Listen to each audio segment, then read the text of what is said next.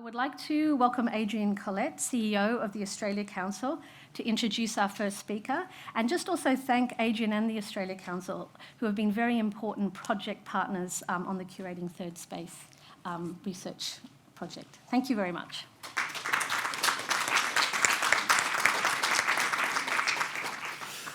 Thank you very much, Katie, and it's important work that we are doing together, so thank you for making me welcome. My main task is to introduce our first speaker, but I was asked to make a couple of comments or reflections along the way, so I hope you'll humour me. 8 months in to this new role at the Australia Council, I'm doing a lot of reflecting, but somewhat born out of our new strategic plan and corporate plan, which we launched a couple of months ago.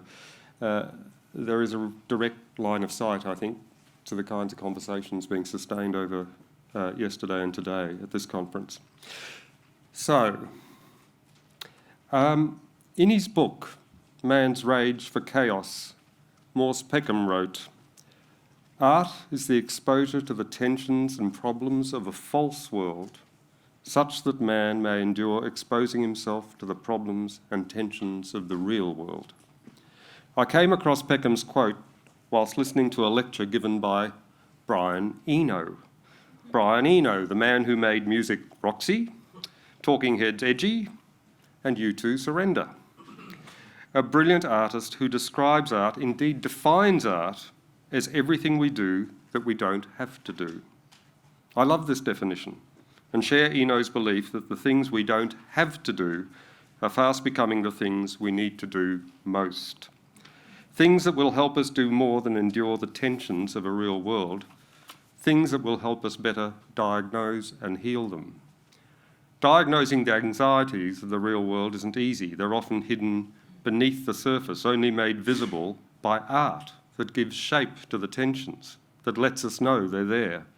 By art that can expose currents of anxiety that at times risk becoming torrents, at times driven by things that give us good reason to feel anxious, by an economic model that demands we keep moving, by an environment that demands we slow down, by populism and individualism, by technology that's evolving faster than we can run, by an ideology of choice and a celebration of impermanence, by a peer-to-peer erosion of authorities already weakened by distrust, by forces that are exciting for some, those able to travel at increasing speed across real and virtual spaces, more isolating for others, for those confined to spaces and within systems that limit movement or lack the ability to connect. But I think there's reason to be hopeful. Art can help us navigate the white waters of a fourth revolution by making us aware of obstacles beneath the surface, symptoms of social ailments we might otherwise miss. As amidst social turbulence, art creates eddies, creative whirlpools that flow in opposition to the prevailing current, or pockets of clear water that allow us to see the anxieties below, fluid stepping stones into other worlds that we can momentarily enter to look back and reflect on our own before rejoining the flow and with more empathy, more understanding, conscious of the greater role the arts can play, of the greater public value that it can deliver and generate. We at the Australia Council realised the arts in Australia needs to be untethered from narrow definitions of what art is, so it can move freely to where it is needed most. Our new vision is helping us loosen art's bonds by focusing on art's function rather than its form, on what art does rather than what art is, on that which reminds us what it means to be human, on that which 98% of Australians engage with, whether reading a book, listening to music, or taking a dance class. Our vision is Creativity Connects Us, a contemporary vision that responds to our fast-evolving creative needs, emboldened by the belief that every Australian deserves to experience the cultural, social, and economic benefits of living a creative life. A vision that looks beyond a culturally ambitious nation towards a creatively connected nation, towards greater health and well-being, towards future growth and prosperity, Shifting to a language of creativity has taken the conversation outside our echo chamber to consider other forms, other disciplines, other points of view. By public value, we mean the social well-being of our communities, we mean the expansion and celebration of our cultural identity, we mean the importance of our creative sector in our future prosperity. To deliver greater public value, we are reconsidering cultural institutions as catalysts, housing artists who can act as change agents, important intersects between art and science, a healing third space for communities trying to rethink themselves, bridging division with empathy by allowing us to walk in another person's shoes. We've only just started walking towards a creatively connected nation. And a level of anxiety is perhaps a necessary part of our journey, a price we must pay for an ability to imagine an uncertain future, a lead indicator for artists, alerting them to social tensions below.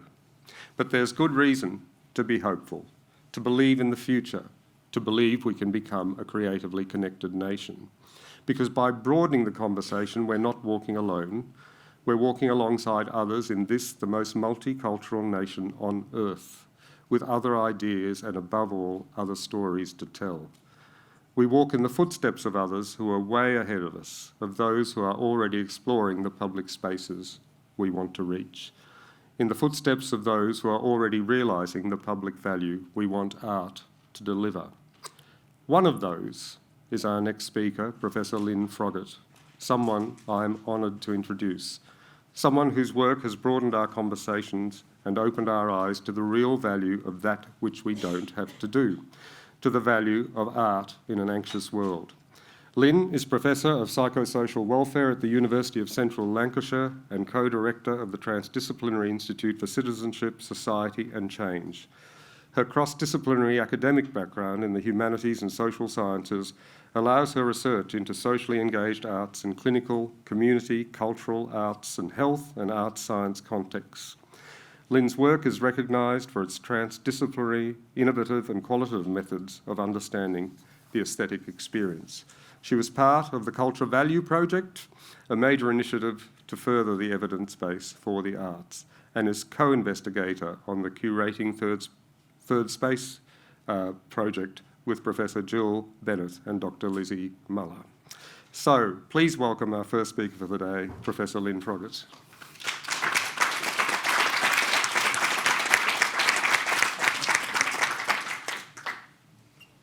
So, thank you for that introduction, and thank you, Katie, as well. I mean, those two introductions make me realise there has been such a convergence of thinking in the course of the 4 years that I've been involved in this project. When I started with the Curating Third Space team, I think we came from very different perspectives, but I feel now that we have arrived at an extraordinary convergence of what the problems are in the private and public domain, right? So, in a way, my introduction has already been made for me. And I don't have to say quite as much as I'd intended to do.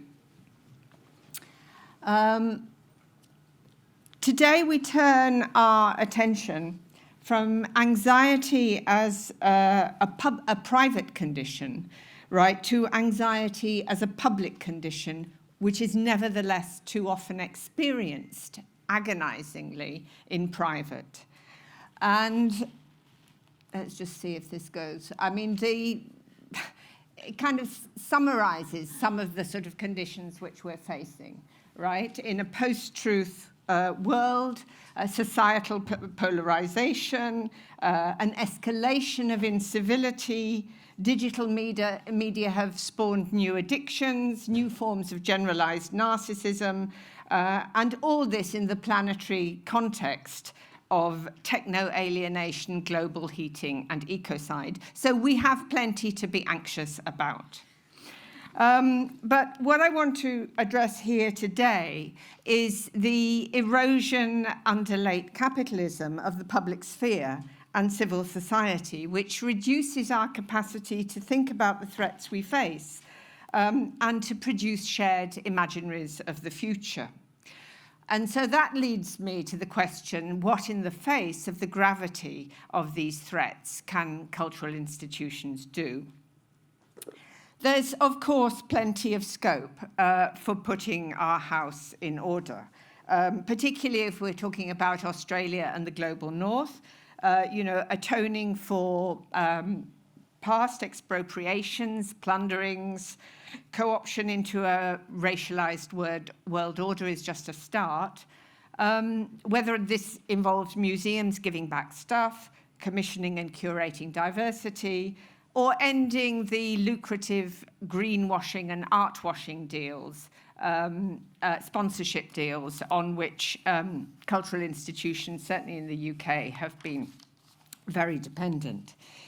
However, important as these moves are, there is a case for a much more radical thinking of the role of cultural institutions as future-oriented third spaces. So a lot of what I'm going to say today is to try and draw on our research to unpack the idea of third space and to, as a basis for thinking about its role in civic renewal and hence in the revitalization of a mature public conversation where the development of future imaginaries are the precondition for a mentally healthy society. Such a movement is gathering pace, certainly in the UK. The English Civic Museums Network, hang on, let's get this functioning, this is came out last year. The English Civic Museums Network responded to this think piece by Peter Latchford proclaiming civic museums can and should change the world. He then went on to add that the key is learning from football how to monetize their resources. So, of course, I understand that in order to change the world, we first have to pay the bills. But the economic survivalist mindset can supplant the need to develop new spaces for thinking and for curatorial and research practices fit for a reimagined future. And I think that we're genuinely struggling with that in the UK at the moment in the wake of, austerity that has hit the cultural sector. Hammered the cultural sector.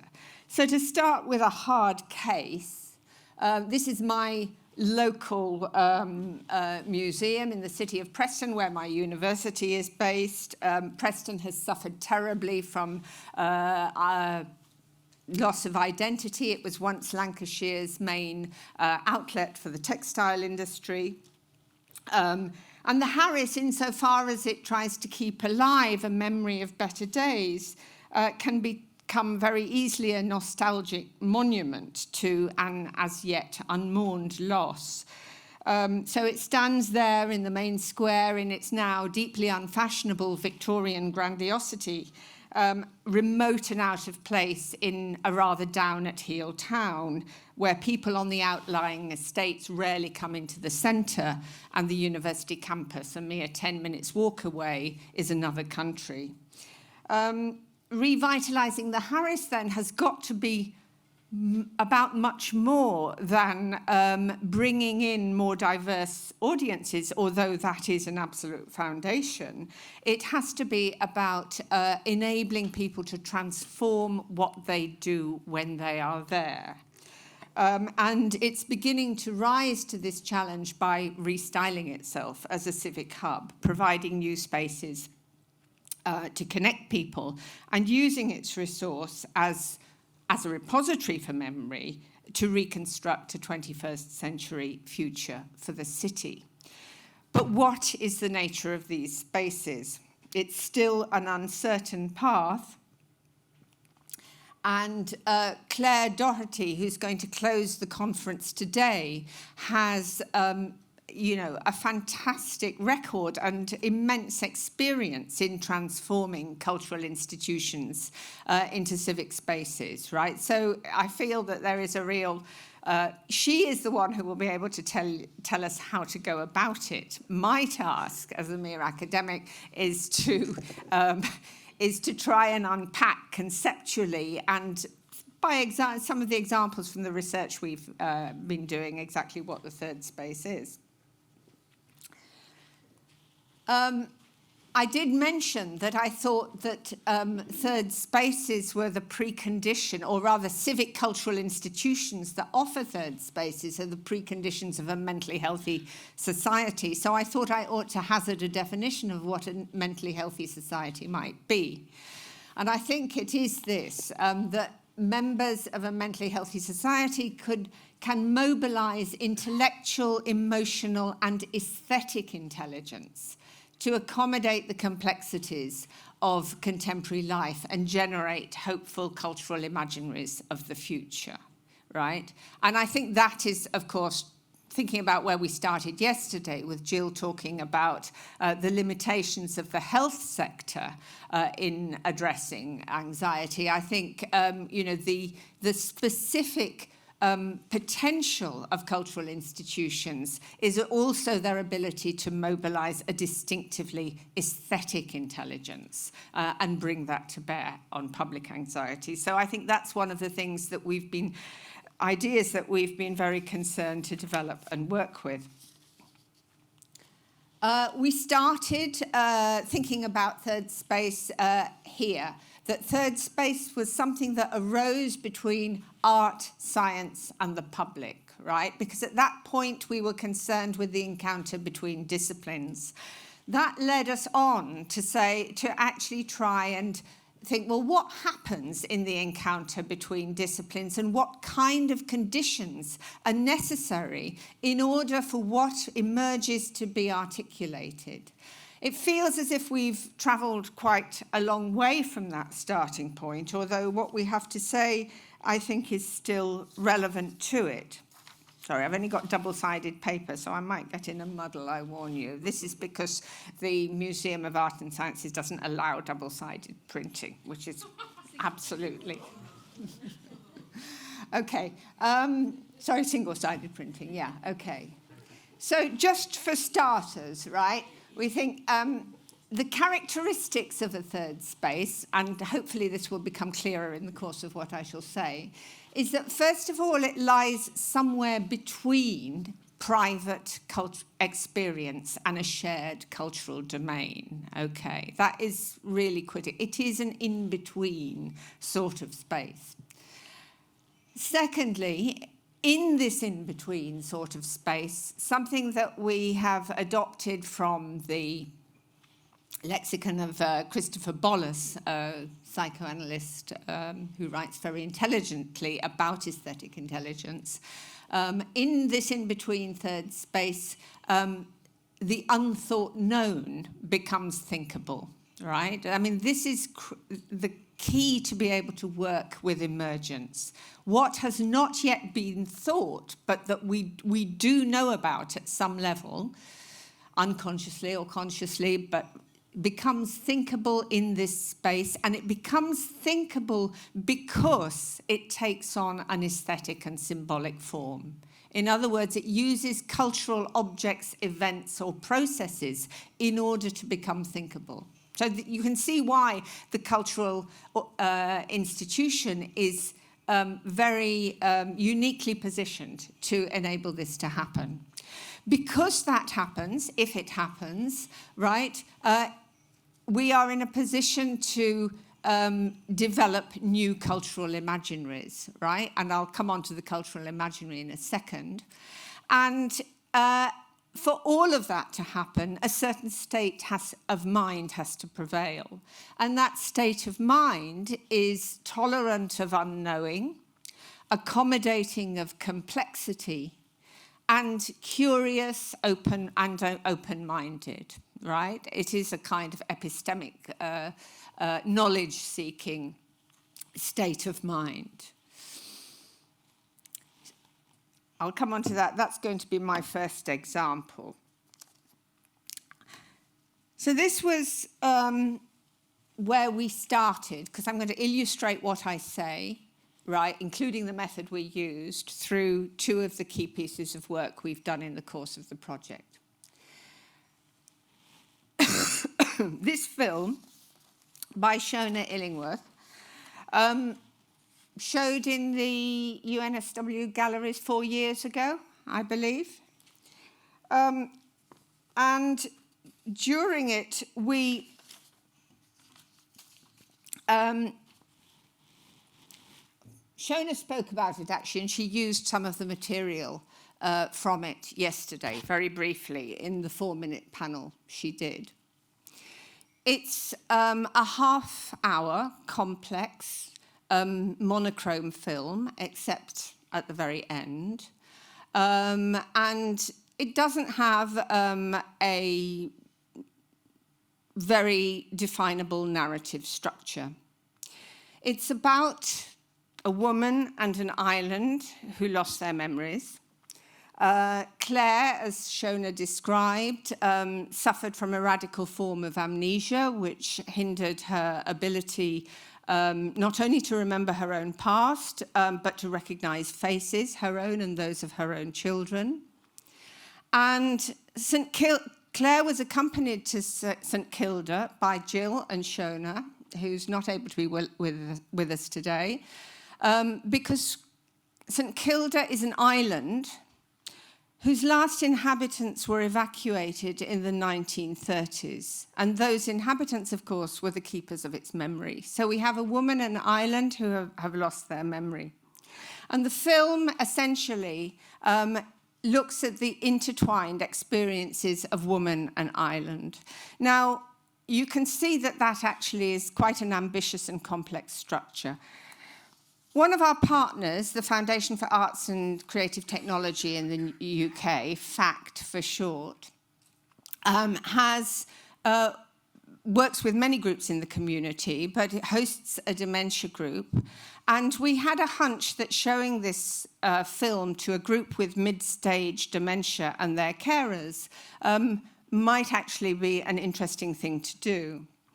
We didn't know that it would be meaningful for it. We did it very much in the spirit of experiment, in the specially curated third space conditions that our method produces. And I will come on to our method later, but not just now.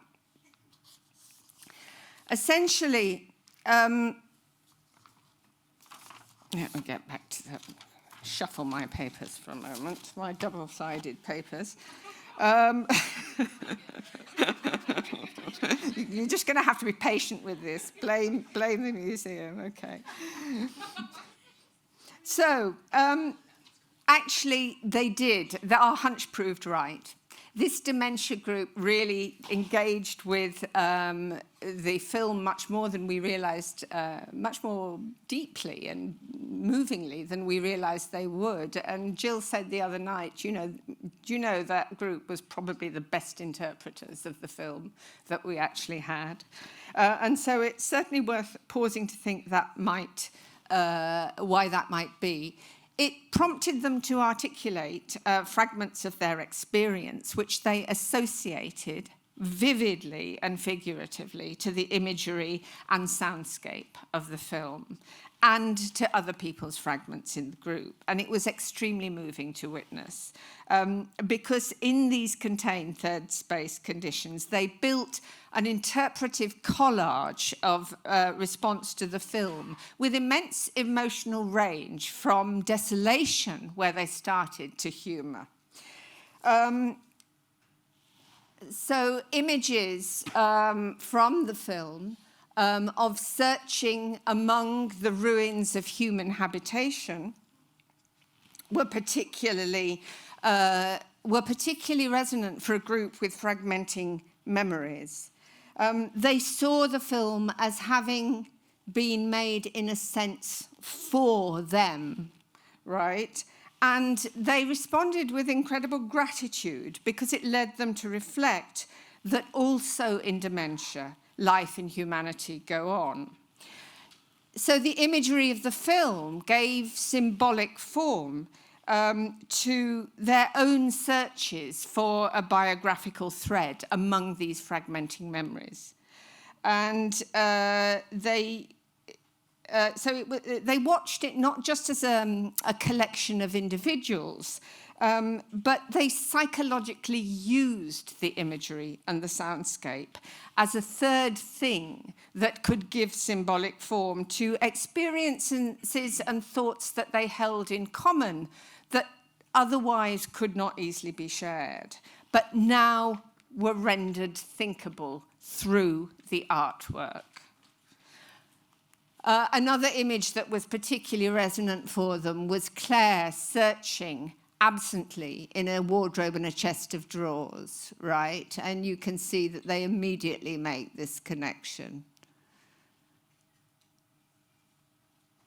Right? We were kind of thinking, well, okay, so she might not remember them, but they're still in the drawers. And they also resonated with things that were much further beyond their immediate experience. Part of the island of St Kilda is given over to quite spooky military installations. And they use this to think about their sort of their own moments of despondency where they have apocalyptic visions of the future. They were also, perhaps more than any other image, taken with, they called it a goat. In fact, it's an archaic breed of feral sheep that still roam the island, right? I think the goat is an interesting illusion.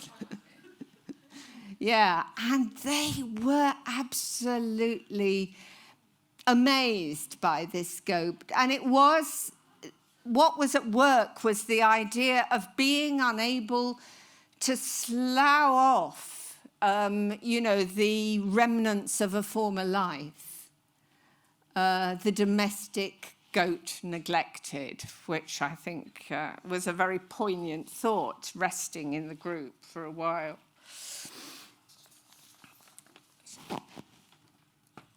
So that's page 5. I make this whole double-sided thing into a performance now. Hang on. We've lost it now. It's interesting, we lose it at the point of the goat. Okay, that's my next example that I'm going to come. But before I come to that, I want to come back to the issue. What exactly have we so far learnt about third space? I think the critical thing within this particular example at FACT was that we realized that the work people were able to do, particularly this group whose thought processes were not necessarily would not necessarily normally easily flow in relation to a complex artwork. What was particularly powerful for them was the associative mode of the method that we worked. The fact that they were not required to follow a narrative or a linear line of thinking, but they could respond associatively with experience lived in the moment, right? And they could build their responses as a shared response, as it were, out of that associative mode. So I'm going to introduce some of you will have heard about the method before, and I didn't want this to be a methodological talk, but we will say something about it, and I'll use this example to do it. So this was the work we did with the help of Nina Ernst, right? They're waving wildly at me, it's okay.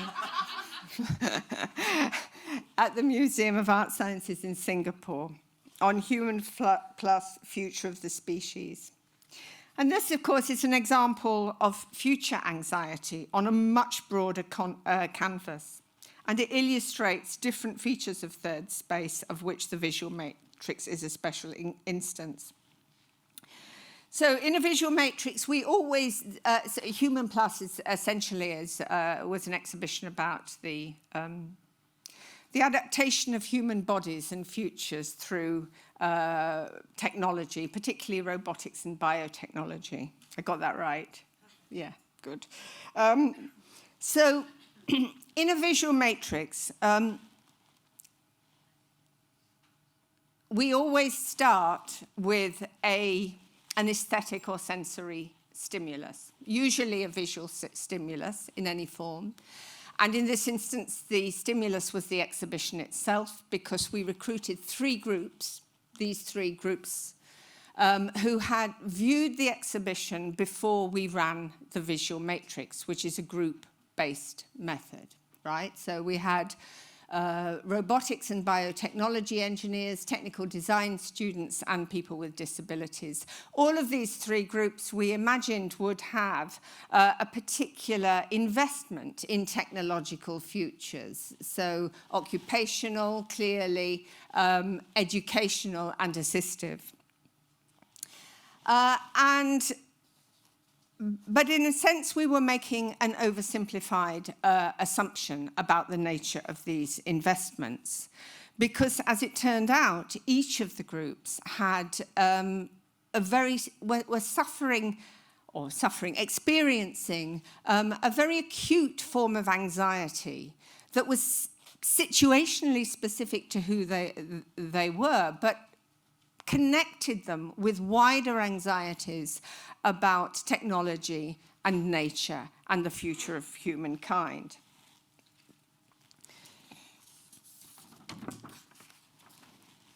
So what we do in a visual matrix is we seat people, first of all, in a snowflake formation.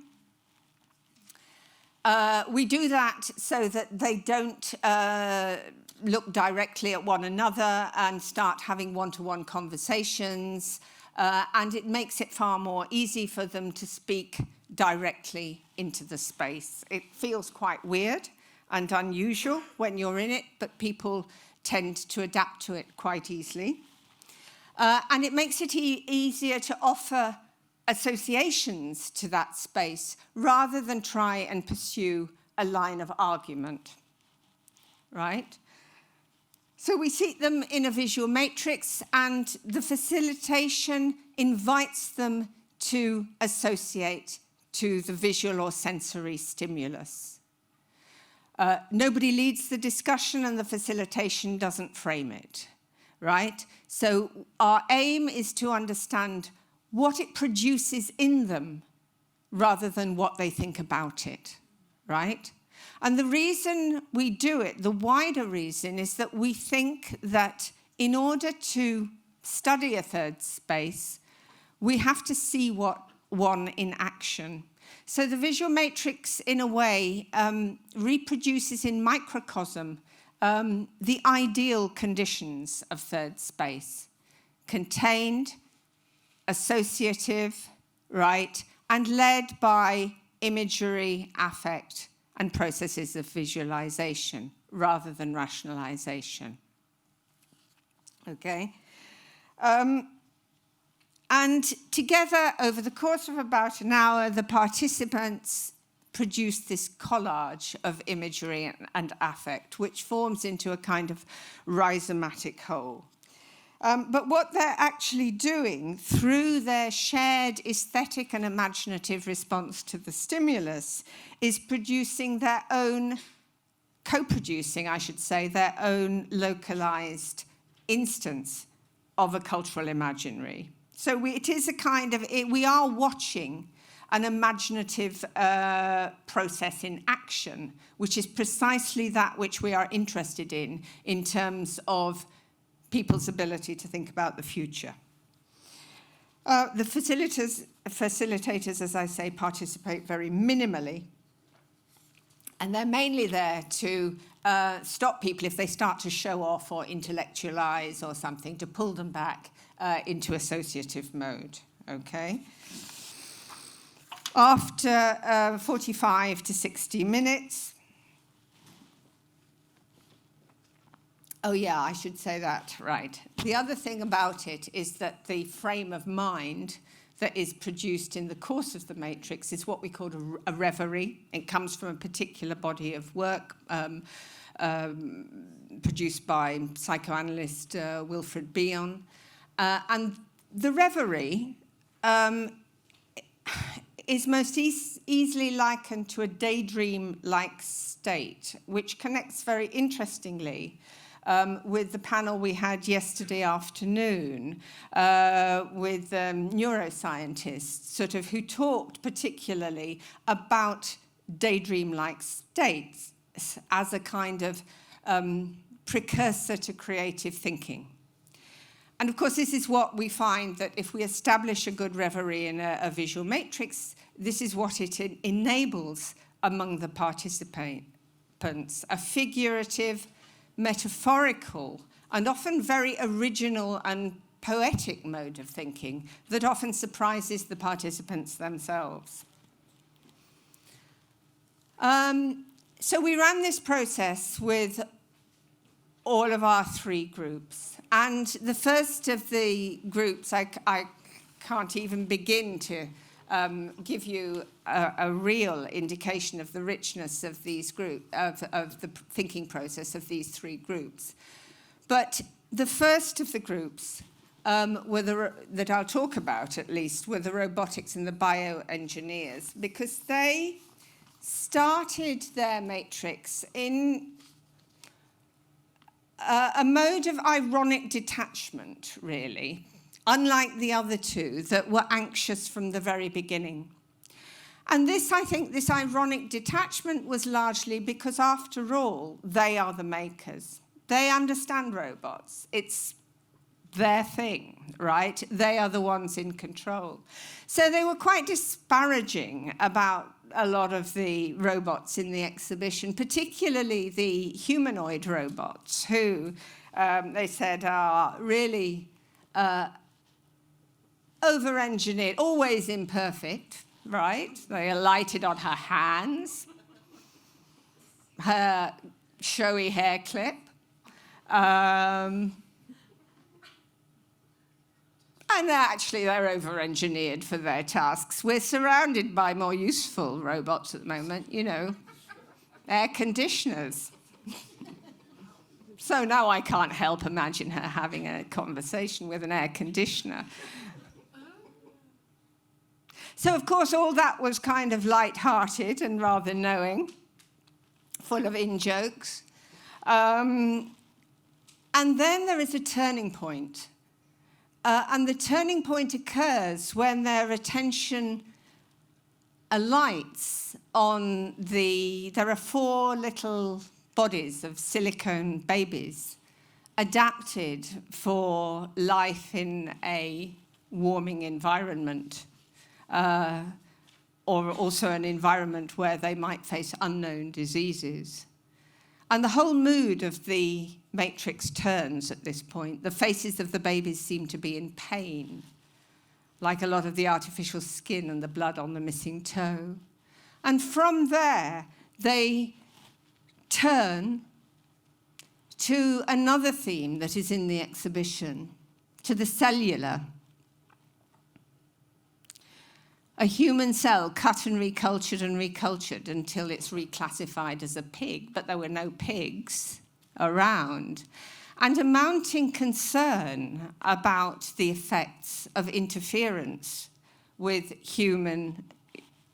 the cellular and with human bodies. And a sense that the future is beset by unknown threats. It's not machines that we have to worry about. We understand machines. It's nature who will bite back.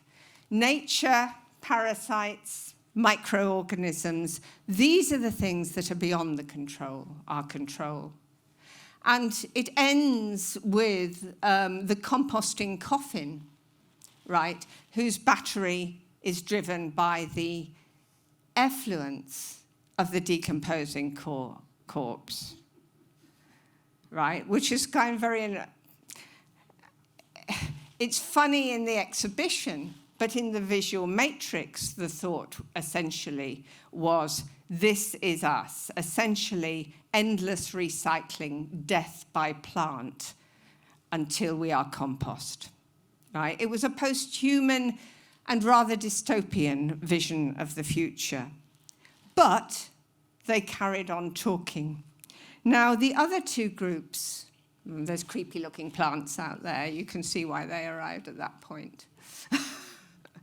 But the other two groups were a little bit different, and I think I might only have time to talk about one of them, and I think because it'll show me better what I'm trying to say is the students. I'll come back to the disabled group if I can. Each of the groups helped in our task of analysis by condensing their experience into the matrix, into a signature metaphor. So the robotics and bioengineers, right, their metaphor was creepy-looking plants, right? It's plants that will long survive humankind. The 18 to 21-year-old technical design students were understandably in a different space. Their anxieties poised to enter the labour market were very much in the here and now. The future of a world of work, right, in which they could see no scope for themselves, for individuation, for creativity, even though they conceive of themselves as being trained for such jobs. They were concerned with images of automated labour, right? You would never have thought the future of the blue-collar job could have been coding, something so boring, so less emotional. I guess you don't have to face other people. You just take the code. So for them, and then somebody says coding in a cave, right? And the coding in the cave metaphor is rather brilliant, really, and it's typical of the kind of thing, the kind of synthesis of thought that can happen in third space conditions. Because by using this thought, coding in a cave, they are, of course, reaching for a transhistorical archetypal metaphor, the Platonic metaphor, right? Of, trapped in a cave, facing away from the light, seeing the shadows on a wall and mistaking them from reality. And this became their metaphor for what the reality of future life as coders subservient to technology might be, right? A really tragic sense of, a loss of reality and connection. And in other parts of the matrix, they were very more intimately concerned with the effects on themselves, their families, their friends, right? Who in this world shall I love? How will I find connection? How will I find fulfillment? But not in an individuated way, more in the sense of a commentary on the condition of the future that they were likely to face, right? So what I'm saying is that whereas the thought was not hopeful, right, they did find a hopeful outcome in a future of human connection, right? And their use of this archetypal metaphor, was a particularly brilliant distillation of the nature of the dilemma they faced. And these were 18 to 21-year-olds. They weren't necessarily the most articulate or eloquent, members of society. How long have I got? Okay, so I'll just briefly then mention the third group. So I will go back to the disabled group, again, had a very distinctive response. And this is the thing about our methodology. Every group responds from the particularities of their own position, but they are impelled to move outwards from their position to shared social concerns. So I hope you can see this is precisely that in-between space where what is private and personal and situational becomes thinkable in a much more societal frame, okay? Which is one of the things that we're hoping that civic institutions are going to be able to help us do. Civic cultural institutions, I should say. Briefly, The disabled group, again, were different. This was a group with mixed disabilities, and they were much more taken with the kinesthetic properties of the exhibition. So, for example, Stellark, who is twisted and twirled and lifted and sunk, as one of the participants says. And it is this sense of dizziness and the things in the exhibition that produced a sense of kinesthetic dizziness that particularly became an operative metaphor for this group, because that dizziness can be fatal. And they explicitly, halfway through, link it to the condition of the information society, ending with the roller coaster which transports you thrillingly towards your final end. So finally, I think the dimensions of thirdness are these. It is a location, it is a relation, and it is a state of mind. And I've tried to show the potential of a third space to help, particularly as a state of mind, right? As a state of mind which helps, in the language of Beyond, to metabolize rather than to disavow public anxieties. So we started yesterday with the ideas, is the role of the arts to simply prefigure a hopeful future? And I think our answer is no, in a way that would be a form of disavowal. The role of the arts and of cultural civic institutions, right, is to help us process these public anxieties, and by helping us digest and metabolize them, to provide the symbolic forms and resources that render them thinkable. And this, I think, is the precondition for hopeful imaginaries of the future. It's not about accessing simply conscious attitudes and perspectives, but as Katie said at the beginning, the structures of feeling that we find it difficult to find words for and express, that are also in play in envisaging what future we want for ourselves and who we will share it with. And it can be very hard to characterize a structure of feeling and its aesthetic modalities, because the unthought known is like the air we breathe and the sea we swim in. But cultural institutions can host the third spaces that reflect them back to us, so that we can find forms for those feelings and bring them into the realm of thought.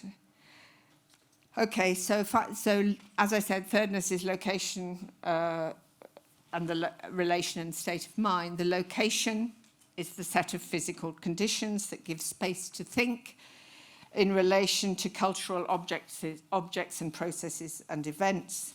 The relation is one of open, curious, unfettered exchange in which we can express a point of view whilst holding self and other simultaneously in mind. Finally, the state of mind is the one that I've tried to describe as associative, open, curious, accepting, and also having an orientation not to big T truth, but to truthfulness as a mode of knowing one another and reality.